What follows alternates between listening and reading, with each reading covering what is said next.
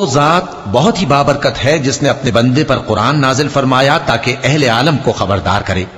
وہی کہ آسمانوں اور زمین کی بادشاہی اسی کی ہے، اور جس نے کسی کو بیٹا نہیں بنایا اور جس کا بادشاہی میں کوئی شریک نہیں، اور جس نے ہر چیز کو پیدا کیا پھر اس کا ایک اندازہ ٹھہرایا، اور لوگوں نے اس کے سوا اور معبود بنا لیے ہیں جو کوئی چیز بھی پیدا نہیں کر سکتے اور خود پیدا کیے گئے ہیں، اور نہ اپنے لیے نقصان کا اور نہ نفع کا کچھ اختیار رکھتے ہیں، اور نہ مرنا ان کے اختیار میں ہے اور نہ جینا اور نہ مر کر اٹھ کھڑے ہونا۔ اور کافر کہتے ہیں کہ یہ قرآن من گھڑت باتیں ہیں جو اس مدعی رسالت نے بنا لی ہیں، اور کچھ دوسرے لوگوں نے اس میں اس کی مدد کی ہے۔ یہ لوگ ایسا کہنے سے ظلم اور جھوٹ پر اتر آئے ہیں،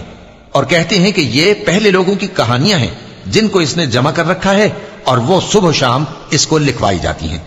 کہہ دو کہ اس کو اس نے اتارا ہے جو آسمانوں اور زمین کی پوشیدہ باتوں کو جانتا ہے، بے شک وہ بخشنے والا ہے، مہربان ہے۔ اور کہتے ہیں یہ کیسا پیغمبر ہے کہ کھانا کھاتا ہے اور بازاروں میں چلتا پھرتا ہے، اس پر کوئی فرشتہ کیوں نازل نہیں کیا گیا کہ اس کے ساتھ خبردار کرنے کو رہتا، یا اس کی طرف آسمان سے خزانہ اتارا جاتا، یا اس کا کوئی باغ ہوتا کہ اس میں سے کھایا کرتا۔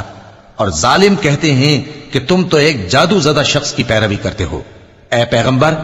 دیکھو تو یہ تمہارے بارے میں کس کس طرح کی باتیں کرتے ہیں، سو گمراہ ہو گئے اور رستہ نہیں پا سکتے۔ وہ اللہ